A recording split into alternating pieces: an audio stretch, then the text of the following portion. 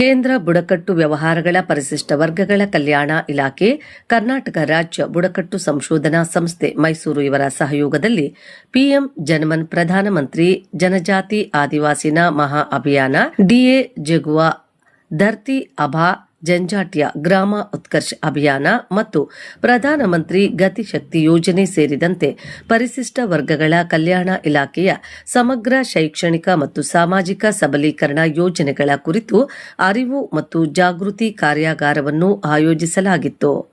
ಈ ಕಾರ್ಯಕ್ರಮವನ್ನು ಆತ್ಮೀಯ ಚಾರಿಟಬಲ್ ಟ್ರಸ್ಟ್ನ ಅಧ್ಯಕ್ಷರು ಹಾಗೂ ವಾಲ್ಮೀಕಿ ಸ್ವಾಭಿಮಾನಿ ಸಂಘದ ಯುವ ಘಟಕದ ಅಧ್ಯಕ್ಷರಾದ ವೆಂಕಟ್ ಅವರು, ವಾಲ್ಮೀಕಿ ಸ್ವಾಭಿಮಾನಿ ಸಂಘದ ಜಿಲ್ಲಾಧ್ಯಕ್ಷರಾದ ನರಸಾಪುರ ನಾಗರಾಜ್ ಅವರ ನೇತೃತ್ವದಲ್ಲಿ ಆಯೋಜಿಸಲಾಗಿತ್ತು. ಕಾರ್ಯಕ್ರಮವು ಚಿಕ್ಕಬಳ್ಳಾಪುರ ಜಿಲ್ಲೆಯ ಶಿಡ್ಲಘಟ್ಟ ತಾಲೂಕಿನ ಕನ್ನಮಂಗಲ ಗ್ರಾಮದಲ್ಲಿ ಜನವರಿ 27ರಂದು ಸಂಜೆ 4 ಗಂಟೆಗೆ ನಡೆಯಿತು. ಕಾರ್ಯಕ್ರಮದಲ್ಲಿ ವಾಲ್ಮೀಕಿ ಸ್ವಾಭಿಮಾನಿ ಸಂಘದ ರಾಜ್ಯಾಧ್ಯಕ್ಷರಾದ ಚಳುವಳಿ ರಾಜಣ್ಣ ಅವರು ಮುಖ್ಯ ಅತಿಥಿಯಾಗಿ ಭಾಗವಹಿಸಿ ಕಾರ್ಯಕ್ರಮವನ್ನು ಉದ್ದೇಶಿಸಿ ಮಹತ್ವದ ಸಂದೇಶ ನೀಡಿದರು. ಚಳುವಳಿ ರಾಜಣ್ಣ ಅವರು ಮಾತನಾಡಿ, ಪರಿಶಿಷ್ಟ ವರ್ಗದ ಜನರು ಸರ್ಕಾರದ ಯೋಜನೆಗಳಿಂದ ವಂಚಿತರಾಗಬಾರದು. ಶಿಕ್ಷಣ, ಆರೋಗ್ಯ, ವಸತಿ, ಉದ್ಯೋಗ ಮತ್ತು ಮೂಲ ಸೌಕರ್ಯಗಳಾದಂತಹ ಸೌಲಭ್ಯಗಳು ನೇರವಾಗಿ ಫಲಾನುಭವಿಗಳಿಗೆ ತಲುಪಬೇಕು. ಪಿಎಂ ಜನಮನ್ ಹಾಗೂ ಧರ್ತಿ ಅಭಾ ಅಭಿಯಾನಗಳ ಉದ್ದೇಶವೇ ಆದಿವಾಸಿ ಮತ್ತು ಪರಿಶಿಷ್ಟ ವರ್ಗದ ಸಮುದಾಯವನ್ನು ಆರ್ಥಿಕ, ಸಾಮಾಜಿಕ ಮತ್ತು ಶೈಕ್ಷಣಿಕವಾಗಿ ಸಬಲಗೊಳಿಸುವುದಾಗಿದೆ ಎಂದು ಹೇಳಿದರು. ಇನ್ನು ಅವರು ಸರ್ಕಾರದ ಯೋಜನೆಗಳ ಬಗ್ಗೆ ಅರಿವು ಇಲ್ಲದಿರುವುದು ಜನರು ತಮ್ಮ ಹಕ್ಕುಗಳನ್ನು ಕಳೆದುಕೊಳ್ಳಲು ಕಾರಣವಾಗುತ್ತಿದೆ.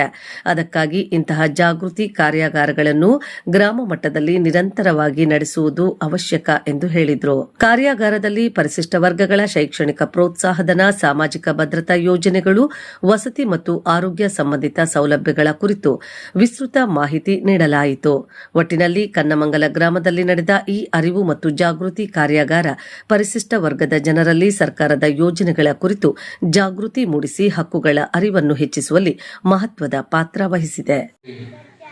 ಭಾರತ ಸರ್ಕಾರ ಮತ್ತು ಪರಿಶಿಷ್ಟ ವರ್ಗ ಕಲ್ಯಾಣ ಇಲಾಖೆಯ ಸಮಗ್ರ ಯೋಜನೆಗಳ ಕುರಿತಾದ ಒಂದು ಚಿಕ್ಕ ಮಟ್ಟದ ಒಂದು ಜಾಗೃತಿ ಕಾರ್ಯಾಗಾರವನ್ನು ಕರ್ನಾಟಕ ರಾಜ್ಯ ಬುಡಕಟ್ಟು ಸಂಶೋಧನಾ ಸಂಸ್ಥೆಯ ವತಿಯಿಂದ ಶಬ್ದವೇದಿ ಟ್ರಸ್ಟ್ ಮೂಲಕ ಆಯೋಜಿಸಲಾಗಿದೆ. ಇದರ ಆಶಯ ಮತ್ತು ಉದ್ದೇಶ ಇಷ್ಟೇ: ಅವಕಾಶ ಮತ್ತು ಜನಸಮುದಾಯದ ಏಳಿಗೆಗೋಸ್ಕರ ಸರ್ಕಾರ ಅನೇಕ ಯೋಜನೆಗಳನ್ನು ರೂಪಿಸ್ಕೊಂಡು ಬರ್ತಾನೆ ಇದೆ. ಆ ಯೋಜನೆಗಳು ರೂಪಿಸಿದಂಥ ಯೋಜನೆಗಳನ್ನ ಜನಮನಕ್ಕೆ ತಲುಪೋದ್ರಲ್ಲಿ ಸ್ವಲ್ಪ ಎಡಬಹುದು, ಅಥವಾ ತಡವಾಗ್ಬೋದು, ಅಥವಾ ಆಮೇವೇಗದಲ್ಲಿ ಹೋಗ್ಬೋದು. ಇವೆಲ್ಲ ಕಾರಣಗಳಿಂದ ಸರ್ಕಾರಗಳು ಎಚ್ಚೆತ್ತು ಅವರ ಆಶಯ ಮತ್ತು ಉದ್ದೇಶಗಳು ಕಟ್ಟಕಡೆ ಗ್ರಾಮದವರೆಗೂ ಈ ಯೋಜನೆಗಳು ತಲುಪಬೇಕು ಅನ್ನೋದು ಅವರ ಉದ್ದೇಶ ಆಗಿರ್ತದೆ. ಆ ನಿಟ್ಟಿನಲ್ಲಿ ಇವತ್ತು ಈ ಗ್ರಾಮದಲ್ಲಿ ಕಾರ್ಯಕ್ರಮವನ್ನು ಆಯೋಜನೆ ಮಾಡಿದ್ವಿ. ಕೇಂದ್ರ ಸರ್ಕಾರ ಈ ಜನ ಸಮುದಾಯದ ಏಳಿಗೆಗೆ ವಿಶೇಷವಾಗಿ ಇಂದಿನ ಪ್ರಧಾನಿಗಳು ಈ ಬುಡಕಟ್ಟು ಜನ ಸಮುದಾಯಕ್ಕೆ ಜೊತೆಯಲ್ಲಿ ಅರಣ್ಯವಾಸಿಗಳು, ಪಾರಂಪರಿಕ ಅರಣ್ಯವಾಸಿಗಳು, ಸಣ್ಣ ಮತ್ತು ಅತಿ ಸಣ್ಣ ಸೂಕ್ಷ್ಮ ಜನ ಸಮುದಾಯದ ಏಳಿಗೆ PVGT ಅಂತೀವಿ ಅದನ್ನು, ಆ ಜನ ಸಮುದಾಯಕ್ಕೂ ಮತ್ತು ನಗರ ಪ್ರದೇಶದಲ್ಲಿ ವಾಸ ಮಾಡುವಂಥ ಪರಿಶಿಷ್ಟ ಪಂಗಡಕ್ಕೂ ಎಲ್ಲಕ್ಕೂ ಸಹ ವಿಶೇಷವಾದ ಯೋಜನೆಗಳನ್ನು ರೂಪಿಸಿದ್ದಾರೆ. ಆ PVGT ಒಂದಕ್ಕೇನೆ ಈ ದೇಶದಲ್ಲಿ ಬಹುಶಃ ಭಾರತದ ಚರಿತ್ರೆಯಲ್ಲಿ ಯಾವತ್ತೂ ಸಹ ಅಷ್ಟು ಸಾಧ್ಯವಾಗದಿರುವಷ್ಟು ಸುಮಾರು 20,000 ಕೋಟಿಯಷ್ಟು ಅನುದಾನವನ್ನು ಇಟ್ಟು ಆ ಸಮುದಾಯಗಳನ್ನ ಎಲ್ಲ ರೀತಿಯ ಅಭಿವೃದ್ಧಿಗೆ, ಅವರ ಅರಣ್ಯ ಉತ್ಪಾದನೆಗಳನ್ನ, ಮಾರ್ಕೆಟ್ಗಳನ್ನ ಒದಗಿಸ್ಕೊಡೋದು, ಅವರು ಕುಲಕಸುಬುಗಳನ್ನ ಉತ್ತೇಜನ ಮಾಡಲಿಕ್ಕೆ ಪ್ರೋತ್ಸಾಹ ಧನಗಳನ್ನ ಕೊಡುವಂಥದ್ದು, ಅವರು ಸೊಸೈಟಿಗಳು ಮಾಡ್ಕೊಳ್ಳಲಿಕ್ಕೆ, ಅವ್ರ ಮನೆ ಕಟ್ಕೊಳ್ಳಲಿಕ್ಕೆ, ಇಂಥ ಎಲ್ಲ ಯೋಜನೆಗಳನ್ನು ಕೊಡೋದ್ರ ಜೊತೆಯಲ್ಲಿ ಒಂದು ವಿಶೇಷ ಗ್ರಾಮದತ್ತಿ ಅಭಿಯಾನ ಅಂತಂದೇಳಿ ಈ ರಾಜ್ಯ ಪ್ರಧಾನಿಯವರು 5 ವರ್ಷದ ಒಂದು ಪಂಚವಾರ್ಷಿಕ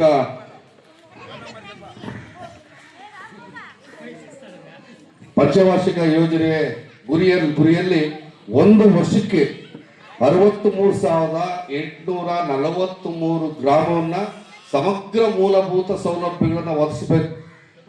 ವಸತಿ, ನೀರು, ಅಂಗನವಾಡಿ ಮತ್ತು ಇನ್ನಿತರೆ ರಸ್ತೆ, CC ರಸ್ತೆ ಎಷ್ಟು ಅದು ವೆಚ್ಚ ತಗುತ್ತೋ ಅಷ್ಟನ್ನು ಏಕರೂಪದಲ್ಲಿ ಏಕಕಾಲಕ್ಕೆ 1 ಪಾಯಿಂಟ್ ಪ್ರೋಗ್ರಾಮ್ ಒಂದೇ ಸಾರಿಗೆ ಅಭಿವೃದ್ಧಿ ಆಗುವಂಥ ಒಂದು ಕಾರ್ಯಕ್ರಮವನ್ನು ನಾವು ಮಾಡಿರುವಂಥದ್ದು ನಮ್ಮೆಲ್ಲರಿಗೂ ಬಹಳಷ್ಟು ಸಂತೋಷ ಆಯಿತು. ಆ ಕಾರಣಕ್ಕೋಸ್ಕರ ನಾವು ಈ ಜನ ಸಮುದಾಯದ ಮುಖಂಡರಾಗಿ ನನ್ನ ಜನ ಸಮುದಾಯಗಳಿಗೆ ಈ ಸರ್ಕಾರ ಮಾಡುವಂಥ ಒಂದು ಬಹುಮುಖ್ಯವಾದ ಕೆಲಸಗಳನ್ನ, ಮಹತ್ವಾಕಾಂಕ್ಷೆಗಳ ಕೆಲಸಗಳನ್ನ ಜನಮನಕ್ಕೆ ತಲುಪಿಸಿ ಅವ್ರನ್ನ ಅಭಿವೃದ್ಧಿ ಕಡೆ ಕೊಂಡೊಯ್ಯಬೇಕನ್ನೋ ದೃಷ್ಟಿಯಿಂದ ಈ ಕಾರ್ಯಕ್ರಮನ ನಾವೇ ವಹಿಸ್ಕೊಂಡು ಆಯೋಜಿಸಿದ್ದೀವಿ.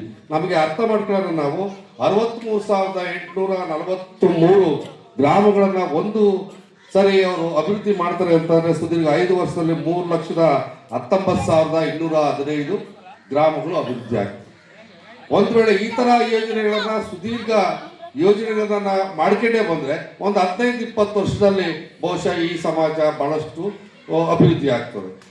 ಒಂದು ಗ್ರಾಮದ ಅಭಿವೃದ್ಧಿ ಮಾಡಬೇಕಾದ್ರೆ ಅಲ್ಲಿ ಕನಿಷ್ಠ 50% ಬುಡಕಟ್ಟು ಜನ ಸಮುದಾಯ ಅದು ಇರಬೇಕು. 50 ಅಥವಾ ಅದ್ರ ಹೆಚ್ಚು ಪಟ್ಟಲ್ಲಿ ವಾಸವಾಗಿದ್ರೆ ಅಂತ ಮಾಡ್ತಾ ಇದ್ದಾರೆ. ಈಗಾಗಲೇ ಕಲ್ಯಾಣ ಕರ್ನಾಟಕದ ಅನೇಕ ಜಿಲ್ಲೆಗಳಲ್ಲಿ ಈ ಕಾರ್ಯಕ್ರಮ ಅಲ್ಲದೆ ಅನುಷ್ಠಾನದಲ್ಲಿ ಪ್ರಾರಂಭ ಆಗಿದೆ, ಸರ್ವೆಗಳು ಆಗಿದೆ.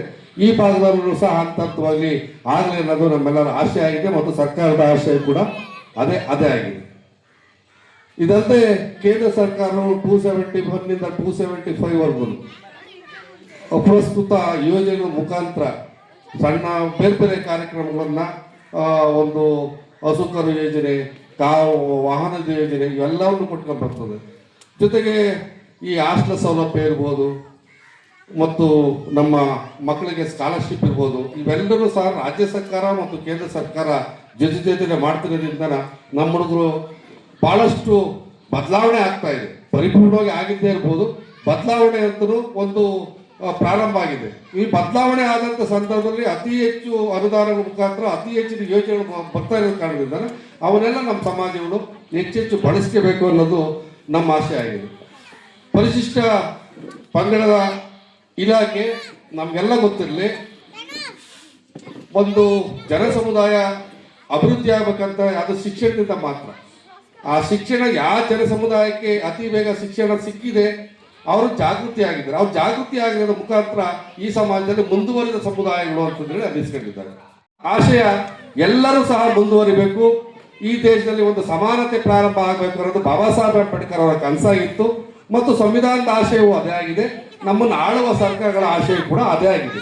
ಅದು ಬಿಟ್ಟು ಸ್ವಲ್ಪ ಏರುಪೇರು ವ್ಯತ್ಯಾಸಗಳು ಇರ್ಬೋದು. ಆ ಸಂದರ್ಭದಲ್ಲಿ ಸಾಮಾಜಿಕ ಮುಖಿಯಾಗಿರೋ ಸಂಘ ಸಂಸ್ಥೆಗಳು ಕೆಲಸ ಮಾಡ್ತವೆ, ಸರ್ಕಾರದ ಗಮನ ಸೆಳೆಯುವಂಥ ಕೆಲಸಗಳು ಮಾಡ್ತವೆ ಮತ್ತು ಸರ್ಕಾರಕ್ಕೂ ಮತ್ತು ಸಂಘ ಸಂಸ್ಥೆಗಳು ಒಂದು ಸಂಪರ್ಕ ಸೇತುವೆಯಾಗಿ ಈ ಸಮಾಜ ಅಭಿವೃದ್ಧಿ ಆಗ್ತಾ ಇದೆ.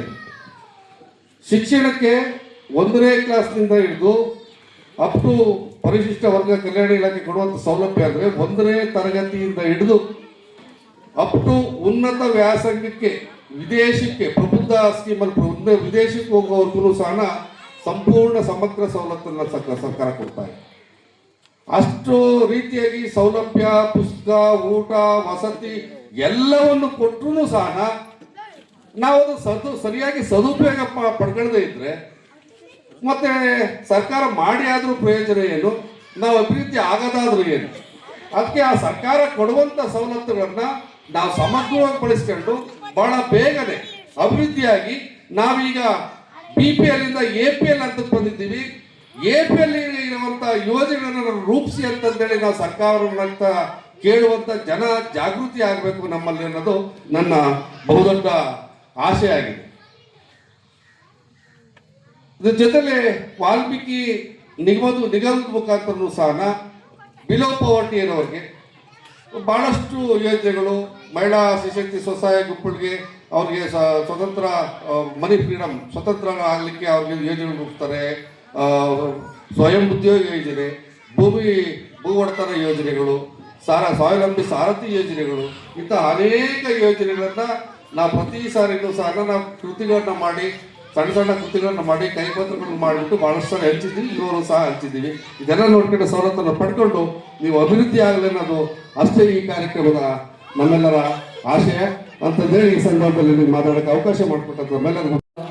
ಯಾಕಂದರೆ ನಾವು ಒಂದು ಕಾರ್ಯಕ್ರಮ ಮಾಡಿದ್ದ ಅಂತ ಹೇಳೋದಕ್ಕಾಗಿ ಎಲ್ಲ ಮನೆಯಲ್ಲೆಲ್ಲ ಇರೋರೆಲ್ಲನೂ ಎಲ್ಲ ಮುಖಂಡರೆಲ್ಲ ಬಂದಿಲ್ಲಿ ಈ ಕಾರ್ಯಕ್ರಮಕ್ಕೆ ಎಲ್ಲ ಆಗಮಿಸಿದ್ದಾರೆ. ಎಲ್ಲ ಮುಖಂಡರಿಗೂ ಒಂದಿನ ಅನಿಸ್ತಾ. ಯಾಕಂದರೆ ನಾವು ವಾಲ್ಮೀಕಿ ಸಮುದಾಯದವರು ಈ ಊರಲ್ಲಿ 250-200 ಮನೆ ಇದ್ದಾವೆ. ಗ್ರಾಮಸ್ಥರು ಈ ಊರಲ್ಲಿ ಇಷ್ಟು ಜನ ನಂಬರ್ಲಾಗಿದ್ದನೋ ಒಂದು ಸೌಲಭ್ಯಗಳಿಲ್ಲ, ಒಂದು ನಮ್ಮ ಕುಂದುಕರ್ತೆಗಳು ಒಂದು ರೋಡ್ ರಸ್ತೆಗಳಿಲ್ಲ ಅಂತ ಎಲ್ಲ ಜನಾಂಗ ಹೇಳ್ತಾರೆ. ಅದೇ ಹೇಳಿರ್ತಕ್ಕಂಗೆ ಈಗ ಇದೇ ಗ್ರಾಮಸ್ಥರು ಸೇರ್ಕೊಂಡು ಓಟ್ ಕೇಳಕ್ಕೆ ಬಂದವಾಗ, ನೀವು ಇಷ್ಟೆಲ್ಲ ಓಟ್ ಕೇಳಕ್ಕೆ ಬಂದವಾಗ ನಮ್ಮ ಕೆಲಸ ಕಾರ್ಯಗಳು ಮಾಡ್ಕೊಡ್ತೀರಾ, ಇವತ್ತು ನೀವು ಬಂದಿದ್ದೀರ ಅಂತ ಹೇಳ್ಬಿಟ್ಟು ಇವ್ರು ಕೇಳ್ಬೋದು. ಕೇಳಕ್ಕೆ ಅವಾಗ ಆಗಲ್ಲ. ಯಾರೋ ಬರ್ತಾರೆ, ಕಾಸು ಕೊಡ್ತಾರೆ ಅಂತ ಓಟ್ ಹಾಕಿ ಗೆಲ್ಸ್ಬಿಟ್ಟು ಹೊಟ್ಟೋಗ್ತಾರೆ. ನಂಬರ್ಲಿ ಇವಾಗ 500 ಕೊಡಬೇಕು, 1000 ಕೊಡಬೇಕು, 2000 ಕೊಡಬೇಕು, ಓಟ್ ಹಾಕ್ಸ್ಕೊಂತಾರೆ. ಕೆಲಸ ಕಾರ್ಯಗಳು ಮಾಡಿಸ್ಕೊಳಕ್ಕಾಗಲ್ಲ. ಮೂರು ಪಂಗಡ ಆಗುತ್ತೆ ಒಂದು ಊರಲ್ಲಿ. ಒಂದು JDS, BJP, ಕಾಂಗ್ರೆಸ್ ಅಂತ ಆಗುತ್ತೆ. ಎಲ್ಲ ಇವರೇ ಕಿತ್ತಾಡ್ಕೊಂಡು ಸಾಯ್ತಾ ಇರ್ತಾರೆ ಅಷ್ಟೇ. ಒಂದು ರಸ್ತೆನೂ ಆಗಲ್ಲ, ಒಂದು ನೀರಾವರಿ ಬೋರ್ ಹಾಕ್ಸ್ಕೊಳಕ್ಕಾಗಲ್ಲ. ಒಂದು ರಸ್ತೆಗೆ ರೆಡಿ ಮಾಡ್ಕೊಂಡು ಖಾಲಿಗಳು ನೋಡಿದ್ರೆ ಈ ಊರಲ್ಲಿ ಹೋದ್ರೆ ಒಂದು ರೋಡ್ ಇಲ್ಲ ಯಾವಾಗ ಹೋಗೋದಕ್ಕೆ. ಇಷ್ಟು ಜನ ಬುಡಕಟ್ಟು ಜನಾಂಗ ಇಲ್ಲಿದ್ದು ಮಾಡ್ಕೊಳಕ್ ಸೌಲಭ್ಯಗಳು ಇವ್ರ ಕೈಯಲ್ಲಿ ಆಗಿದ್ಮೇಲೆ ಇವಾಗ ಇಷ್ಟು ಜನ ಇಲ್ಲಿ ಪ್ರೋಗ್ರಾಮ್ ಮಾಡ್ತಾ ಇದೀವಲ್ಲ, ಇಷ್ಟು ನಂಬರ್ ಇದ್ದಾರಲ್ಲ, ಮನೆಗೆ ಜನ ಇದ್ದಾರಲ್ಲ, ಇವತ್ತು ಇಲ್ಲಿ ಬಂದು ಯಾರೋ ಸ್ಟೇಟ್ ಲೆವೆಲ್ ಇಂದ ರಾಜ್ಯಾಧ್ಯಕ್ಷರು ಬಂದಿದ್ದಾರೆ, ನಮ್ಮ ಸಮುದಾಯದ ಭಾಗವಾಗಿ ಇಲ್ಲಿ ಬಂದು ಇವತ್ತು ನಮಗಾಗಿ ಇಲ್ಲಿ ಬಂದಿದ್ದಾರೆ. ಇವತ್ತು ಎಲ್ಲ ಮನೆಗೊಬ್ಬರು ಹೋಗೋಣ, ನಮ್ಮ ಕಷ್ಟ ಸುಖಗಳು ಹೇಳ್ಕೊಂಡು ನಾವು ಸೌಲಭ್ಯ ಕೊಡ್ಕೊಳ್ಳೋಣ. ನಾಳೆ ನಮ್ಮ ಕೈಲಿ ಆಗಲ್ಲ ಅಂದ್ರೆ ಅವನ್ನ ಕರೆಸಿ ನಮ್ಮ ಕೆಲಸ ಕಾರ್ಯ ಮಾಡ್ಕೋಣ ಅನ್ನೋದು ನಮ್ಗೆ ಅರಿವಿಲ್ಲ. ಕಾಸು ಕೊಡ್ತೀನಿ, ಇಲ್ಲ ಎಣ್ಣೆ ಕೊಟ್ಟುಬಿಟ್ಟು ಬಿಡಾರಕ್ಕೆ ಅಂತ ಹೇಳಿದ್ರೆ ಬೇಕು 1000 ಬರೋರು. ಚೇರ್ಗಳು ಹಾಕಿ ಮೈಕ್ ಹಾಕಿ ಅಲ್ಲಿಂದ ನಾವು ಕಾಸು ಖರ್ಚು ಮಾಡ್ಕೊಂಡ್ಬಂದು ಸ್ಟೇಜ್ ಹಾಕ್ಸಿ ಎಲ್ಲ ಮಾಡಿ ಇಲ್ಲಿ ಪ್ರೋಗ್ರಾಮ್ ಮಾಡೋಣ. ಏನು ನಮ್ಮ ಇರೋ ಬುಡಕಟ್ಟು ಜನಾಂಗಕ್ಕೆ ಒಂದು ಅನುಕೂಲ ಆಗಿ ಅರಿವು ಮುಟ್ಟು ಜಾಗೃತಿ ಕಾರ್ಯಕ್ರಮ ಮಾಡೋಣ ಅಂತ ಹೇಳ್ಬಿಟ್ಟು ನಾವು ಅಲ್ಲಿಂದ ಇಲ್ಲಿಗೆ ಬಂದಿದ್ವಿ. ಬೆಂಗಳೂರಿನಿಂದ ರಾಜ್ಯಾಧ್ಯಕ್ಷರು, ನಮ್ಮ ಕಾರ್ಯಕರ್ತರು ಎಲ್ಲ ಬಂದಿದ್ದಾರೆ. ಎಲ್ಲ ಬಂದು ಇಷ್ಟೆಲ್ಲ ಮಾಡಿದ್ರು. ಯಾರೋ ನಮ್ಮ ಹುಡುಗ ಒಬ್ಬನು ಹುಡುಗ ಇನ್ನ ಚಿಕ್ಕ ವಯಸ್ಸು, ಅವನ್ನ ಎಲ್ಲ ಜವಾಬ್ದಾರಿ ತಗೊಂಡು ಇಷ್ಟೆಲ್ಲ ನಿಭಾಯಿಸ್ಕೊಂಡು ಮನೆಗೆ ಫೋನ್ ಮಾಡಿ ಕರೆದ್ರೆ ಕೂಡ ಜನ ಕರೆಕ್ಟಾಗಿ ಬರಲ್ಲ. ಯಾಕಂದ್ರೆ ಇನ್ನ ಯಾವಾಗ ನಮ್ಮ ಬುದ್ಧಿ ಬರುತ್ತೋ, ಯಾವಾಗ ಬರುತ್ತೆ ತಿಳ್ಕೊಂತಾರೆ ಜನಗಳು. ಇನ್ನ ಬಹಳ ತಿಳ್ಕೊಬೇಕಾಗತ್ತೆ. ನೀವೇ ತಿಳ್ಕೊಂಡ್ಮೇಲೆ ನಿಮ್ಮ ಮಕ್ಕಳಿಗೆ ಯಾವ ತರ ಬುದ್ಧಿ ಕಳಿಸ್ತೀರಾ, ಯಾವ ತರ ಕಾಲೇಜ್ ಕಳಿಸ್ತೀರಾ, ಯಾವ ತರ ಓದಿಸ್ತೀರಾ?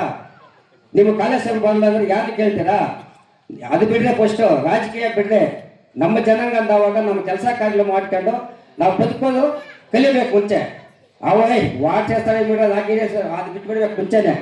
ಯಾರ ಮೇಲೆ ಏನೋ ಶೇಟ್ ತೀರ್ಸ್ಕೊಂಡು ಅವಶ್ಯಕತೆ ಬೇಕಾಗಿಲ್ಲ. ಒಂದು ಊರಲ್ಲಿ ಒಂದು ಒಗ್ಗಟ್ಟಾಗಿದ್ದು ಬದುಕೋಬಾರ್ದ್ರೆ ಮಾತ್ರ ಅದಕ್ಕೆ ಒಂದು ಬೆಲೆ ಇರುತ್ತೆ. ಆಯ್ತು, ಜಾಸ್ತಿ ಮಾತಾಡ್ತಾ ಇದ್ದೀನಿ. ಜೈ ಭೀಮ್, ಜೈ ವಾಲ್ಮೀಕಿ.